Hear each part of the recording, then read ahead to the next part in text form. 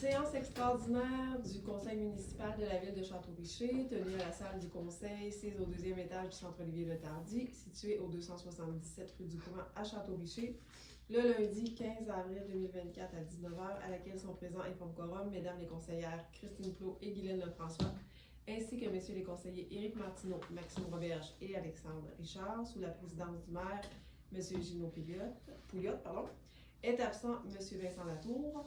Les avis de convocation ont été délivrés à tous et à chacun des membres du conseil de la manière et dans le délai voulu par la loi. Sont également présentes la directrice générale, Mme Magali Lavigne, et la greffière, Mme Karine Ovington, moi-même.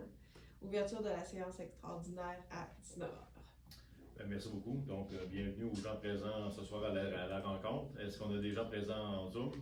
Présentement, non, on n'a personne. Bon, on va procéder à l'ouverture de la séance extraordinaire. Donc, considérant que, en vertu de la loi des cités-villes qui stipule que les conseillers, les membres du conseil doivent être convoqués au plus tard 24 heures avant l'heure prévue de la séance et que la greffière déclare qu'un avis de convocation a été envoyé aux personnes dans les délais prévus et que les membres ont forme quorum lors de l'ouverture de la séance extraordinaire du 15 avril 2024 est déclarée régulièrement constituée et ouverte. Nous allons maintenant procéder à l'adoption de l'ordre du jour. Donc, considérant que tous les membres du conseil ont pris connaissance de l'ordre du jour et qu'ils renoncent à sa lecture, je vais demander un proposeur ou une proposeuse. Je propose le Seigneur. Donc, Mme Guylaine Lefrançois propose d'adopter l'ordre du jour de la séance extraordinaire du 15 avril 2024 tel que déposé. Ceux et celles qui sont d'accord? D'accord. Merci. Donc, c'est adopté à l'unanimité. Donc, j'ai déjà fait mon mot d'ouverture de bienvenue. Nous allons passer maintenant au point 4, qui est l'adoption du règlement numéro 615-24 pour l'implantation et l'exploitation de compteurs d'eau pour les industries, commerces et institutions pour les travaux d'installation, échantillon et de compteurs d'eau résidentiels. Donc, considérant que la stratégie québécoise d'économie d'eau potable exige aux organismes municipaux d'installer des compteurs d'eau dans les industries, commerces, institutions, immeubles mixtes et immeubles résidentiels visés par les exigences incluant les bâtiments municipaux, considérant que le conseil municipal juge approprié de s'assurer d'une utilisation judicieuse de l'eau potable en harmonie avec la politique nationale de l'eau du gouvernement provincial, considérant que le conseil municipal désire encourager les propriétaires des industries, commerces et institutions de son territoire à mettre en place des mesures d'économie et de saine gestion de l'eau potable dans les établissements, considérant que les pouvoirs attribués à la Ville par la loi et les compétences municipales, considérant qu'un avis de motion a été donné à la séance extraordinaire du 8 avril 2024 pour la présentation du présent règlement, considérant que lors de la tenue de cette même séance extraordinaire, le conseil municipal a présenté et déposé le projet de règlement 615-24 sur les compteurs d'eau et qu'une copie du règlement a été remise aux membres du conseil au plus tard 72 heures fixées pour le début de la séance d'adoption. Et considérant que ce règlement était disponible pour consultation à la mairie 2 jours juridiques avant la séance extraordinaire d'adoption finale du règlement 15, final du règlement le 15 avril 2024, conformément à l'article 356 de la loi et des cités-villes. Considérant que des copies du règlement sont disponibles et mises à la disposition du public pour consultation dès le début de la séance, et ce conformément à la loi 356 de la cités-villes. En conséquence, je propose d'adopter le règlement 615-24 pour l'implantation et l'exploitation de compteurs d'eau pour les industries, commerces et institutions pour les travaux d'installation d'échantillons de compteurs d'eau résidentiels. Donc, le règlement, en fin de compte, il explique tout le fonctionnement et les règles de fonctionnement, les obligations par la Ville et pour les propriétaires des commerces. Donc, ceux et celles qui sont d'accord? D'accord. Merci. Donc, c'est adopté à l'unanimité. Je vais présentement passer la parole à M. Éric Martineau. Merci, M. le maire. Point 5. Adoption du règlement numéro 616-24, décrétant une dépense n'excédant pas 323 000 et un emprunt de 323 000 pour l'achat de compteurs d'eau pour les industries, commerces et institutions et les travaux d'installation d'échantillons de compteurs d'eau résidentiels. Considérant que dans le cadre de la stratégie québécoise d'économie de l'eau potable, le ministère des Affaires municipales et de l'Habitation recommande l'installation de compteurs d'eau dans les immeubles industriels, commerciaux et institutionnels. Considérant que dans le cadre d'une gestion plus équitable de l'eau et de développement durable, de même que dans le but de mieux évaluer la quantité d'eau consommée, la Ville de Château-Richer saisit l'opportunité de se faire reconnaître comme étant éco-responsable. Considérant que le MAMACH recommande également que la Ville effectue un échantillonnage afin d'évaluer la consommation d'eau dans les immeubles résidentiels par le biais de l'installation de compteurs d'eau sélectionnés aléatoirement. Considérant que la Ville de Château-Richer ne dispose pas des fonds nécessaires pour défrayer le coût des dits travaux, considérant qu'il était nécessaire de contracter un emprunt pour payer le coût des dits travaux et des frais incidents, considérant que l'avis de motion du présent règlement a été dûment donné lors de la séance extraordinaire du Conseil tenue le 8 avril 2024 et que le projet de règlement a été déposé à cette même séance, considérant que ce règlement était disponible pour consultation à la mairie 2 jours juridiques avant la séance extraordinaire d'adoption finale du règlement, le 15 avril 2024, conformément à l'article 356 de la loi sur les cités et villes. Considérant que les copies du règlement sont disponibles à la disposition du public pour consultation dès le début de la séance d'adoption, et ce, conformément au même article de la loi sur les cités et villes. En conséquence, je propose d'adopter le règlement numéro 616-24 décrétant une dépense n'excédant pas 323 000 et un emprunt de 323 000 pour l'achat de compteurs d'eau pour les industries, commerces et institutions et les travaux d'installation d'échantillons de compteurs d'eau résidentiels. Et là, je vous fais la lecture des articles 2 à 6 du dit règlement. Article 2. Le Conseil est autorisé à effectuer l'achat de compteurs d'eau et la réalisation de travaux d'installation de certains d'entre eux, l'échantillonnage de la catégorie résidentielle, selon l'estimation des coûts budgétaires préparés par la firme Tetra Tech, incluant les frais, les taxes nettes et les imprévus, tels qu'il apparaît dans l'estimation détaillée préparée par la Direction générale en date du 5 avril 2024, lesquels font partie intégrante du présent règlement. Article 3. Ça, c'est un article qui s'ajoute par rapport à la dernière présentation. Aucune aide aux établissements industriels ou commerciaux ne s'accompagne de l'achat et de la pose des compteurs d'eau, conformément à la L15, loi sur l'interdiction de subventions municipales. Donc, on ne peut pas donner de montant là, aux entreprises pour qu'ils puissent faire l'installation des compteurs d'eau. L'article 4. Le Conseil est autorisé à dépenser une somme n'excédant pas 323 000 pour les fins du présent règlement. Article 5. Aux fins d'acquitter les dépenses prévues par le présent règlement, le Conseil est autorisé à emprunter la somme de 323 000 sur une période de 10 ans.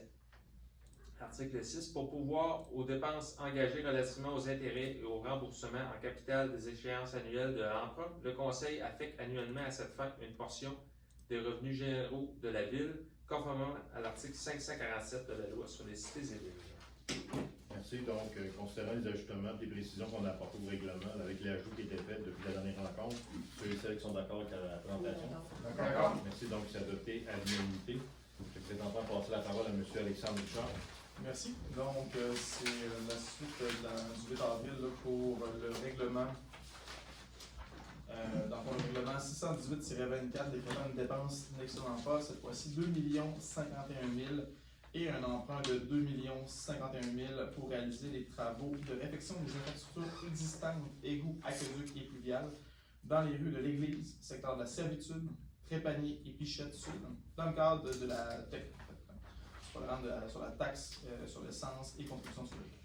Donc, comme il y a des modifications, je vais relire les considérants. Considérant que les travaux admissibles au programme de la TEC 2019-2024 doivent être complétés au 31 décembre 2024 pour bénéficier de la subvention. Considérant que la Ville a dûment reçu le 7 juillet 2021 une lettre confirmant la réception d'un montant additionnel de 383 529 $ portant son enveloppe totale à 2 099 159 $. Considérant qu'il reste 1 756 013 $ disponibles dans l'enveloppe pour le volet priorité 3 pour le renouvellement des infrastructures existantes. Considérant que le Conseil, par la résolution 2022-0108-231, s'engage à respecter les modalités du guide pour bénéficier du programme TEC 2019-2024 et de la subvention inhérente. Considérant qu'avec des travaux financés à plus de 50% par la TEC et en concordance avec l'article 556 alinéa 4 de la loi sur les cités et villes, la Ville de Château-Richer peut s'exempter de l'approbation des personnes habiles à voter. Considérant que la subvention du gouvernement du Canada est versée au comptant sur une période de 5 ans à la ville de Château-Richer. Considérant que la subvention du gouvernement du Québec est versée sur une période de 20 ans à la ville de Château-Richer.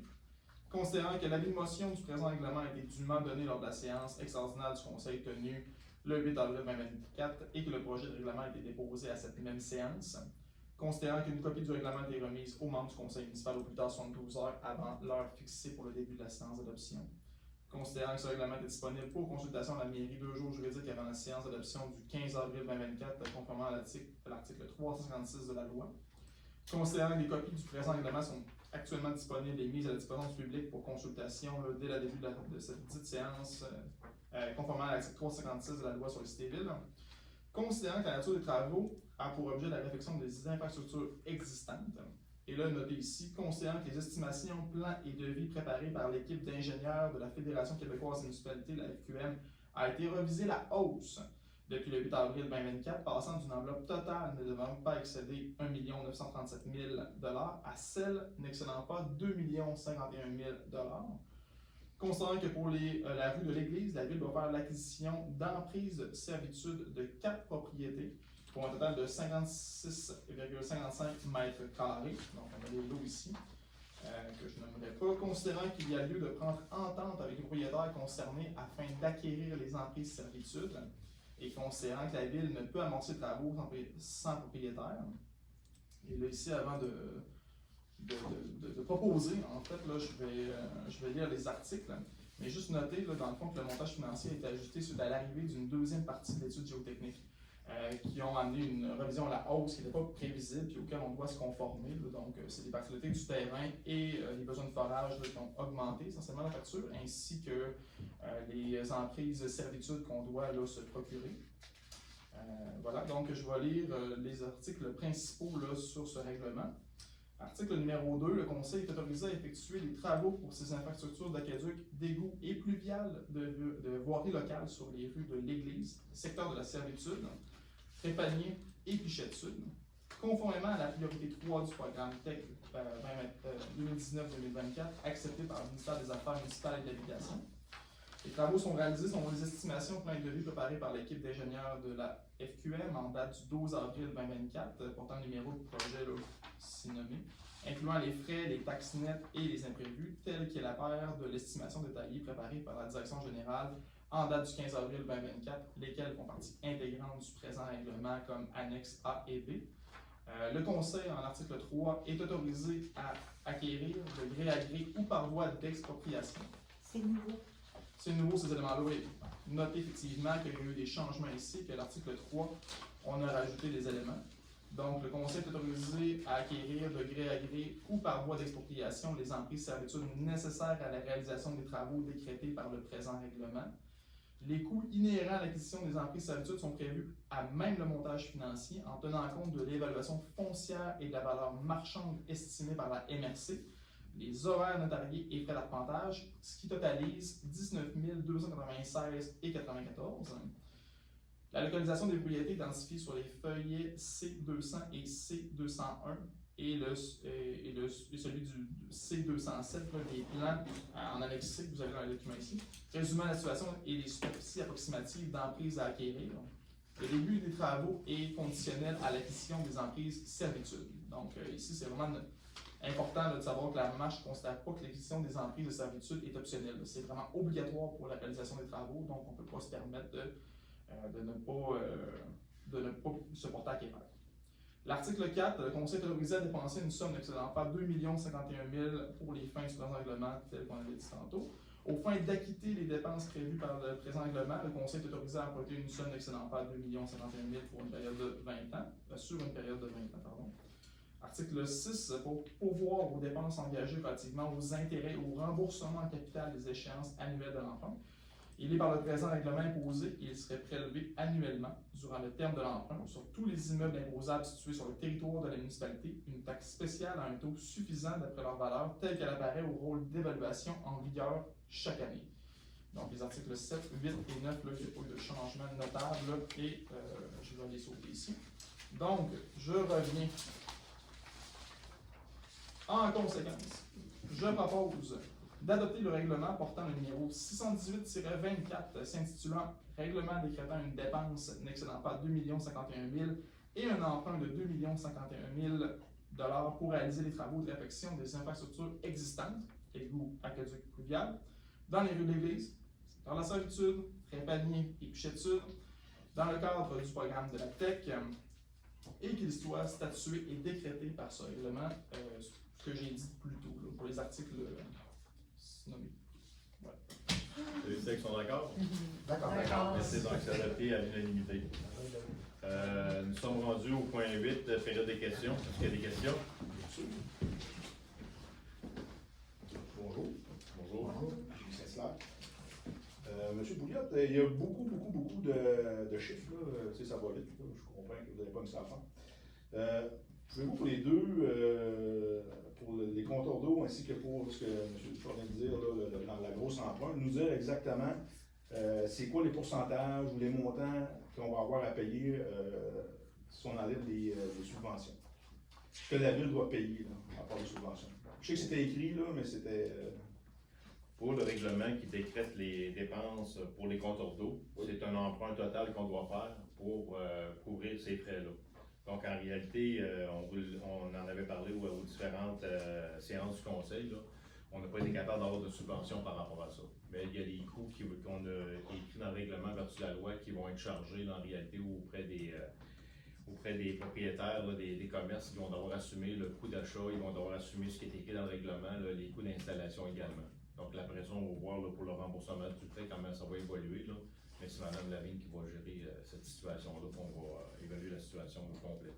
Parce qu'il y a aussi là-dedans l'achat dans ce prêt, dans ce règlement d'emprunt-là, des compteurs d'eau là, pour le résidentiel, et ça, c'est la ville qui va les fournir, qui va les installer également. Donc, c'est compris dans ce prix-là. Okay. Ouais, pour le 2 millions. Pour le 2 millions, en réalité, c'est des frais qui sont additionnels. On les retrouve à l'annexe B. Là, en total, on a eu les chiffres aujourd'hui. C'est pour ça que vous avez les règlements de dernière minute. Je vais laisser Mme Lavigne répondre. Parce que vous le savez que dans la TEC, il restait un montant à aller chercher, puis qu'il fallait absolument faire les travaux au 31 décembre. Donc il nous reste 1 756 013 dans l'enveloppe de la TEC. Et en fait, la part du promoteur qui est la nôtre est 294 987 $.